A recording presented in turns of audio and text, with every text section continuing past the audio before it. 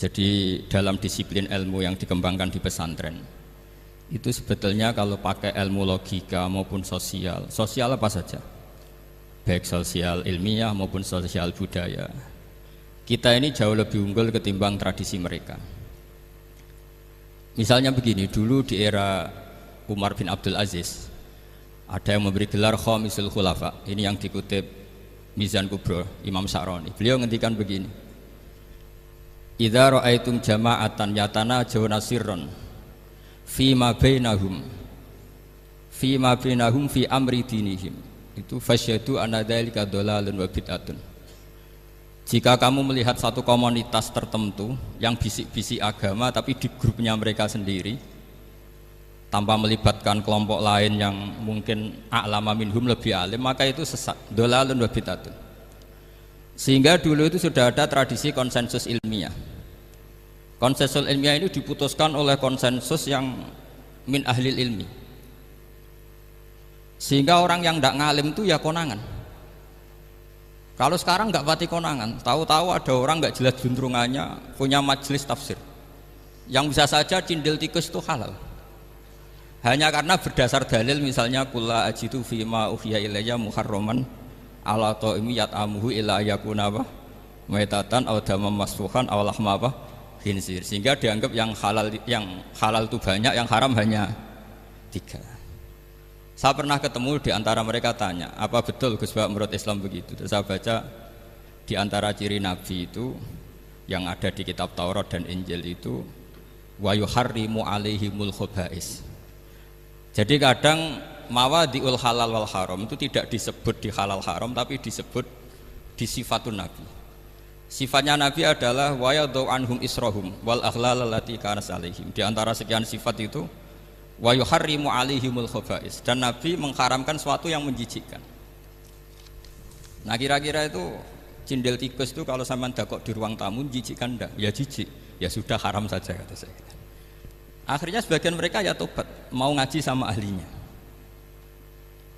Dulu ketika Imam Malik ngarak Muwatta, itu beliau ngendikan, dan ngendikan itu saya hafalkan. Ini ada di kitab Al-Manhalul Latif, juga dikutip Gus Najih dalam kitabnya At-Tajridul Musaffa.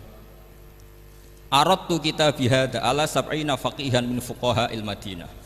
Fakulluhum wata'ani fasammaituhu al-Muwatta. Kitab ini sudah saya tasihkan ke 70 ahli fikih di Madinah. Kemudian semuanya setuju, fakulluhum wata'ani, semuanya sepakat. Fasammaituhu al-Muwatta, maka kitab ini saya namain al-Muwatta, yang disetujui.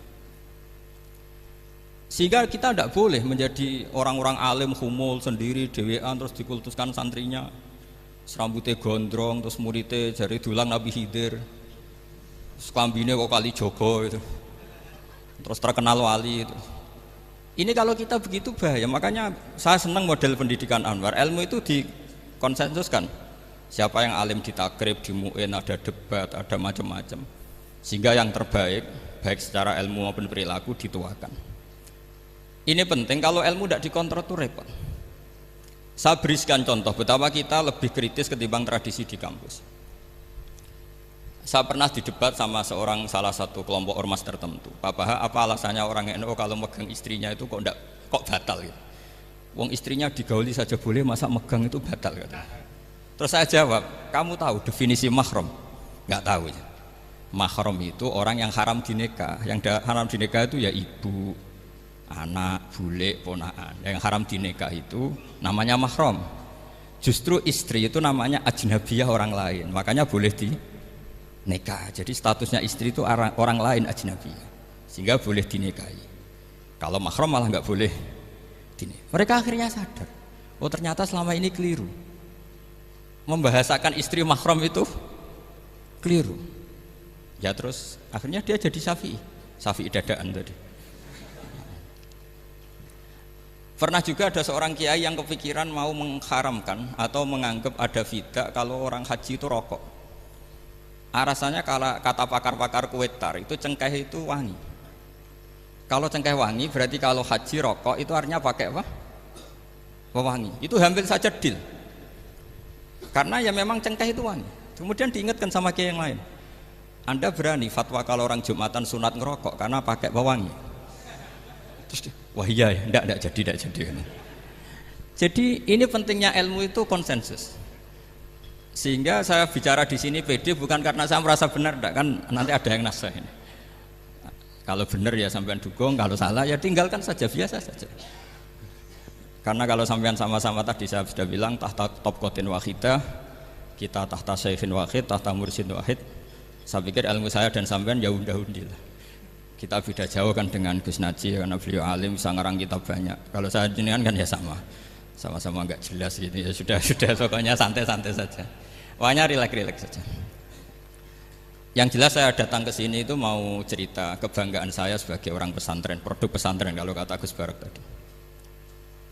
Di kampus itu saya berkali-kali ketemu doktor, profesor, dan mereka umumnya itu orang-orang yang galau, yang gelisah. Dan lucunya itu mereka memposisikan saya sebagai penasihat.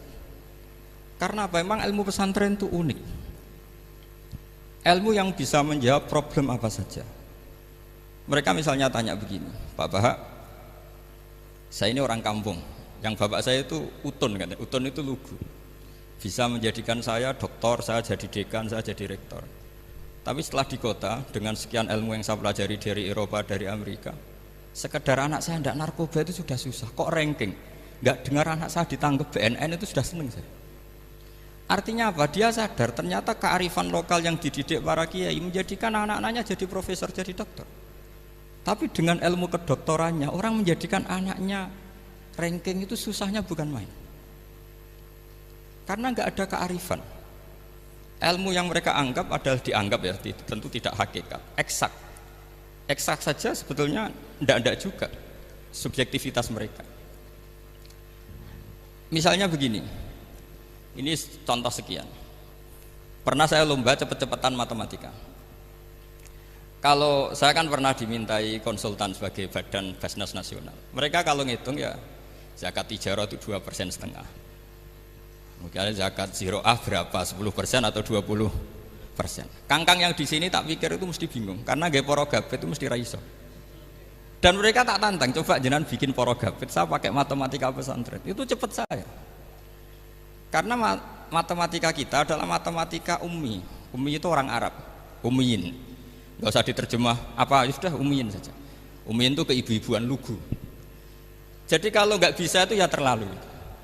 Misalnya 2,5%, kalau kita bilang kan rubul usyur.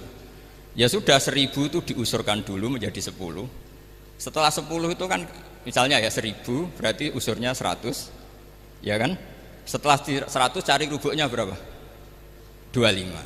Berarti setiap 1 juta 2,5% adalah 25.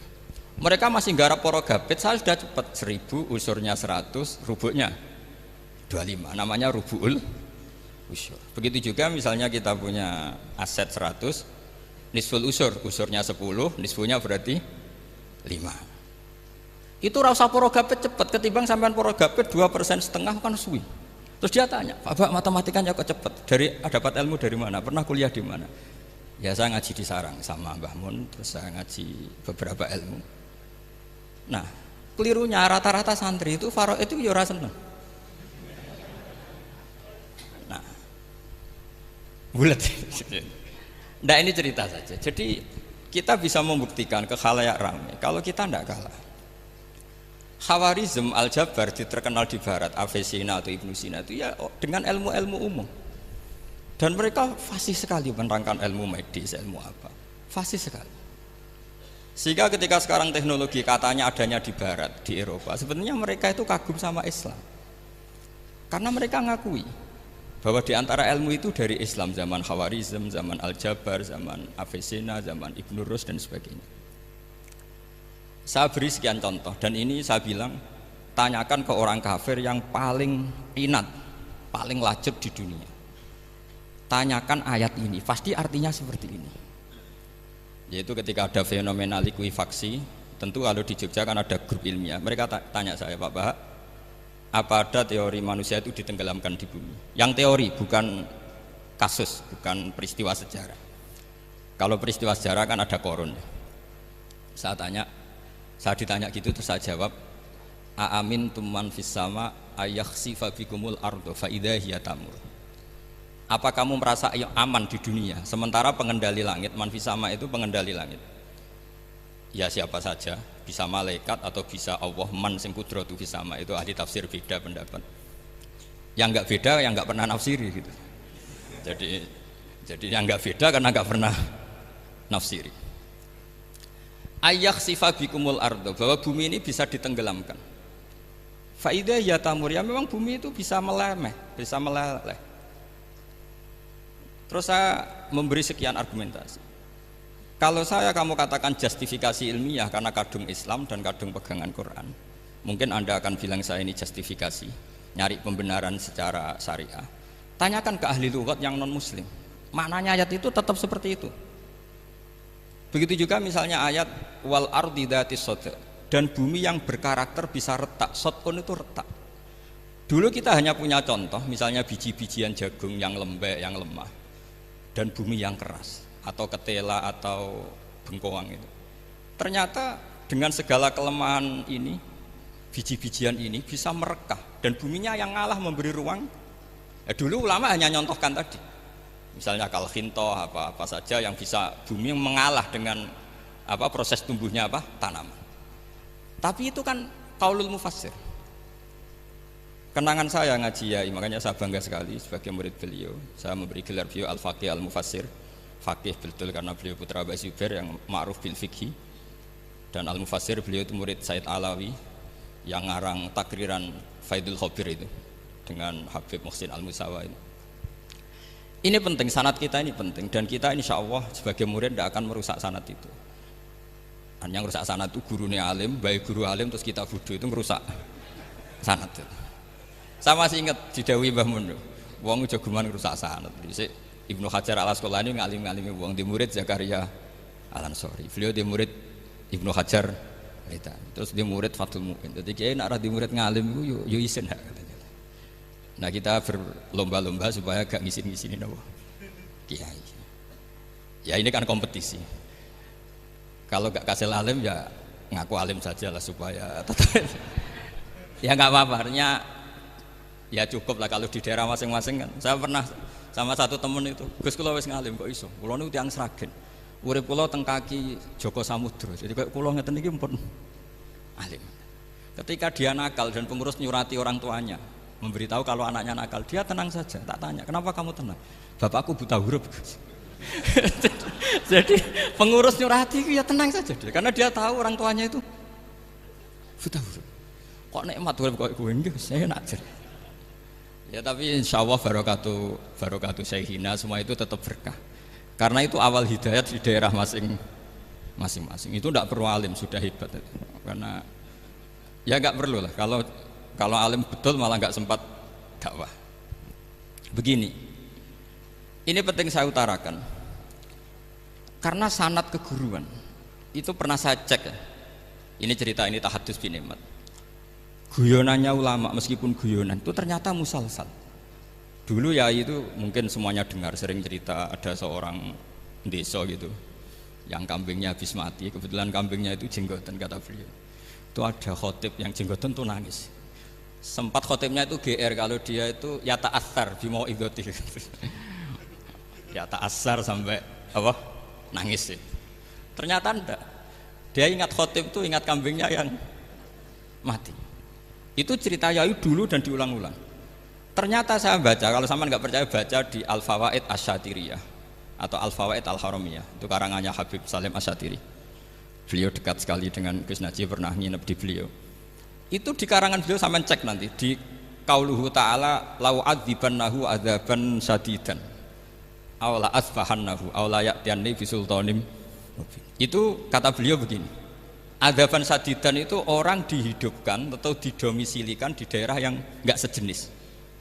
Itu tersiksa sekali. Terus di situ beliau cerita, dulu itu ada orang alim alamah hamilul Quran itu di penjara.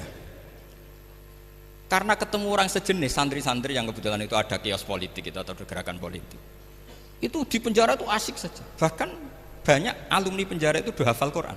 Yang sebelum hafal ada yang bebas, nggak mau bebas karena ingin meneruskan hafalan dengan saking keramatnya tadi orang alim yang hafal Quran. Nanti kalau nggak percaya nanti dicek. Kitab itu sekarang gampang didapatkan. Al-Fawaid Asy-Syatiriyah atau Al-Fawaid Al-Haramiyah itu namanya itu. Itu ternyata terus penguasa ini ngerti, ini di penjara kok happy-happy saja malah mulang Quran. Di penjara mek wong bedui sing ora roh wong alim ya ora roh kitab. Ternyata si bedui tadi pertama melihat syekh yang jenggotan tadi, ingatnya sama kambing tadi. Langsung doa, ya Allah saya ingin bebas. Artinya betapa tersiksanya orang dikumpulkan orang yang tidak sejen. Dan guyonan itu ada di Al-Fawaid Asy-Syadiriyah.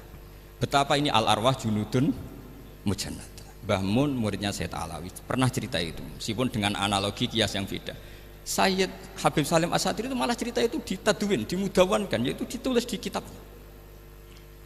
Itu kan luar biasa. Dan saya punya kitab itu. Kemudian yang sama lagi adalah Yai sering berkeyakinan annal ardo kurawiyah. Meskipun sampean mungkin lihat di video-video nak bumi itu flat, itu orang nggak mau mikir mungkin ya. Annal ardo kurawiyah. Saya percaya beliau karena beliau orang alim dan saya percaya teori falak. Kemudian saya cek di tafsirnya Imam Habib Syadili tadi di ayat watarol jibala tahsabuha jamidata wa hiya tamurru marras sahab. Kata beliau annal ardo kurawiyah wa anna hadhil ardo tamurru kal jibal atau tamurru mamarul jibal marul jibal. Ketika dia ditanya apa alasannya, watarol jibala tahsabuha, kan ada kata tahsabuha. Tahsabu itu hasibah yahsabu husbanan. Kalau sebagian lughat hasibah yahsibu husbanan. Nah, itu sekarang kata beliau, itu sekarang. Kenapa itu sekarang? Idlah husbana hunaka. Kan ada mufassir yang mengatakan tamurru marras sahab itu nunggu di akhirat. Wa tarol jibala tahsabuha jamidata wa hiya tamurru marras sahab. Marras sahab itu nunggu nanti di akhirat. Tapi kata Habib Salim Asy-Syadili tidak di dunia. Idlah husbana hunalika itu akhirat maksudnya. Di akhirat husban itu artinya kan nyongko, ngiro. Di akhirat semuanya itu ilmul yakin, ainul yakin. Jadi kalau tahsabuha pasti di dunia karena adanya husban, dugaan hanya ada di dunia. Lagi-lagi muwafaqah bainahu wa baina Habib Salim Asy-Syadili. Dan di situ detail sekali. Cara beliau nulis tafsir, pengalaman ngaji sama Sayyid Alawi, tanggalnya. Begitu juga saya dulu ngaji sama Yai, banyak sekali diantaranya yang saya syukur sekali, yaitu tadi ulumul Quran. Dulu di MGS yang ngajar Faidul Khobir beliau sendiri, dan kita syukur sekali. Jadi ini pengalaman-pengalaman kita sebagai murid, sebagai penerus. Terus ketiga begini, ciri khas samahah atau samahan. Ini saya meskipun tidak bawa makalah, saya ini baca sekian takbir. Kenapa guru-guru kita di Indonesia itu menghindari tema-tema ekstrim atau tema-tema keras? Saya pikir di sini masyhur sekali, beliau sering ngendikan zada khusyu'an zada jalan. Kita hanya nirukan saja tapi tidak ikut menvonis. Karena kalau kita serius, terlalu serius ngendikan hukum-hukum yang serius, nanti kejadiannya begini. Ini saya baca takbir ini dari kitab Ibnul Qayyim di I'lamul Muwaqqi'in an Rabbil Alamin dan dari kitab Nasaihul Ibad. Ketika lisan dihisab sama Allah Ta'ala dan mendapatkan azab yang paling tinggi dibanding jawareh yang lain, itu ketika lisan menanyakan sama Allah, kenapa ya Allah saya punya adab yang begitu ekstrim? Jawabannya Allah, kharajat minka kalimatun balagot masyariqal ardi wa magharibaha fasufikat biha damul haram wa ukhidha biha al-malul haram wantuhika biha al-farjul haram. Jadi kalau fatwa serius menjadi ekstremis, apalagi fatwa-fatwa tentang chaos, tentang apa, itu nanti resikonya itu ada safkut dima, dan itu hal yang dihindari ulama dulu. Kamu jangan pernah fatwa dengan meluncurkan satu kalimat yang dengan kalimat itu bisa saja sufika biha adamul haram, orang-orang yang nggak perlu mati harus terbunuh, dan sebagainya dan sebagainya. Kalau dalam Nasaihul Ibad redaksinya adalah kharajat minka kalimatun balagot masyariqal ardi wa maghariba. Ini kalau di kitab Ibnul Qayyim redaksinya itu ada seorang ulama yang ngeluh ketika habis ngajar Al-Hudud. Ha anadza, kata beliau, yuta'allamu minni ma tudrabu bihir riqab wa tuta'u bihil furuj wa tu'khadhu bihil huquq. Jadi sehingga dengan tradisi ulama kabiron angkabirin, dulu-dulunya itu memang ulama menghindari tema-tema ekstrim. Bukan karena tidak bisa, karena takut ini kalau salah fatwa nanti safkut dima. Dan itu yang dilakukan Said Hasan bin Ali ketika beliau konflik ya, dengan tanda kutip konflik dengan Muawiyah. Kata beliau, bisa saja ini hak rajulin, ya sudah tak kembalikan ke dia. Bisa saja hak saya tak kasihkan ke dia, haknan lidima'il muslimin. Tapi karena hukum itu adalah hukum yang sifatnya ijtihadiyah, beliau tetap menutup dengan makalah wa in adri la'allahu fitnatul lakum wa mata'un ilahin. Saya tidak tahu ini kayak apa, jangan-jangan ini hanya fitnah. Kenapa beliau tetap menutup hukum wa in adri dan kemudian ditiru terus oleh Imam Malik, setiap ditanya sering bilang la adri, sampai yang tanya pernah mangkel. Ini pernah dikutip Gus Najih dalam kitab At-Tajridul Mustafa, juga ada di Al-Manhalul Latif. Kenapa sealim engkau selalu jawab la adri gitu? Kata Imam Malik, jawab, saya ini orang jauh, kalau sampean bilang la adri nanti gimana? Saya laporannya yang disuruh tanya. Kata Imam Malik happy saja. Fa'abligh man wara'aka anni la adri. Enggak kamu tok yang harus tahu kamu saya la adri. Yo kandhani pisan umat temen aku yo la adri. Jadi ulama dulu saking khosnya sama Allah, khosyah. Bilang enggak tahu itu enggak masalah. Karena begitulah sanad mereka dalam hal-hal yang ijtihadiyah. Yang potensi safkud dima, saya ulang lagi, yang potensi safkud dima itu milih aman bilang la adri. Saman kalau nggak percaya dicek di Sahih Muslim atau di kitab-kitab hadis Sahih yang lainnya. Dan ini juga yang dipakai Ibnul Qayyim ketika bikin Muqaddimah I'lamul Muwaqqi'in dalam Khotorul Fatwa. Ada seorang namanya itu Buraidah. Buraidah itu Amirul Jais. Itu setiap mau perang atau punya MOU dengan kelompok lain, kata Rasulullah, jika mereka menginginkan kamu ala antun zilahum ala hukmillah wa ala hukmi rasulillah fala tunzilhum ala hukmillah wa ala hukmi rasulillah. Ada redaksi yang fi dhimmatillah wa fi dhimmati rasulillah. Walakin anzilhum ala hukmi, posisikan bahwa MOU itu atas nama kesepakatan kamu dan mereka. Fa innaka la tadri atusiba hukmallahi amla, karena kamu tidak tahu apa kamu persis sebagaimana hukum Allah pandang. Kamu tidak bisa misalnya secara fikih, misalnya ada Zaid ini kafir harbi, terus kamu bilang ini wajib diperangi karena kafir harbi. Oke, itu mungkin. Tapi masalahnya bisa saja khusus Zaid ini ada sunnatullah, ada ilmu Allah yang mau diberi hidayat sehingga ada perlakuan khusus. Sampai lihat dalam Asra Badrin, itu yang ketangkap di Asra Badrin itu kan semuanya kafir harbi. Ini alhamdulillah ini beliau rawuh.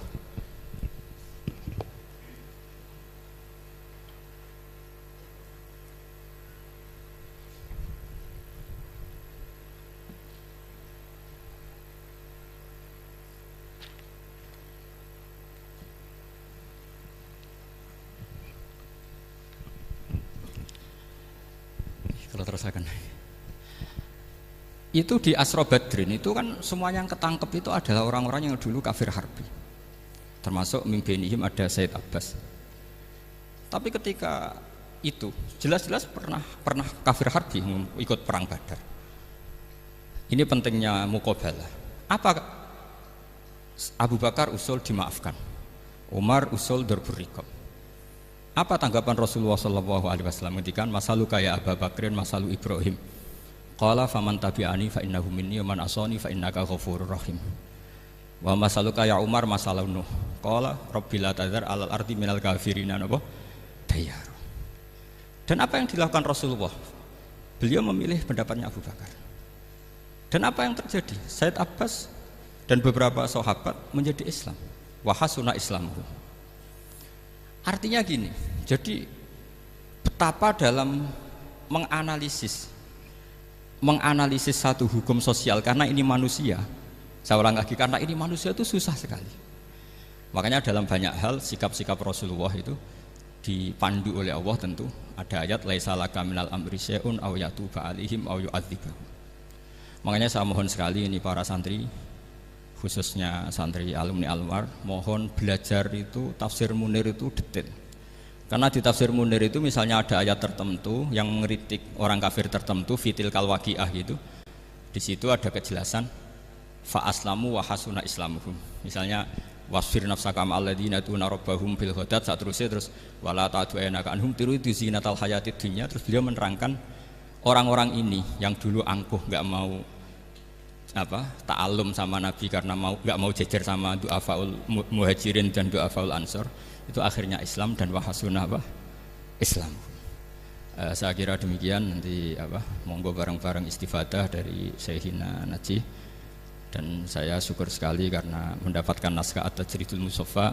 Saya sinau buhot itu banyak di kitab-kitab fikih, tapi saya mengenang dari yang dikutip beliau tentang Imam Malik, tentang buhot in kharaju ala misli Umar bin Abdul Aziz. Terus ketika siapa itu Ibnu Qasim tanya, fa illam yakun mislah, kata Imam Malik, ya dakhum gitu. Dakhum yantaqimu wa min dzalimin bi dzalimin. Summa yantaqimu min kilaihima. Jadi sikap-sikap dari Syekhina, dari para ulama-ulama kita yang sabar ngadepi umarok yang macam-macam, itu adalah sikap dari guru-guru kita, musalsal ila Rasulillah sallallahu alaihi wasallam. Ini penting saya utarakan karena jangan sampai kritis kita sampai menjadikan bangsa ini keos. Kalau keos nanti safkut dima, tentu itu yang enggak diinginkan Sayyid Hasan bin Ali, dan beliau dapat gelar dari Rasulullah, inna ibni hadza la sayyidun wa la Allah yuslihu bi baina fi'atin azimatin. Saya kira demikian, dan bareng-bareng monggo istifadah dari Syekhina Najih.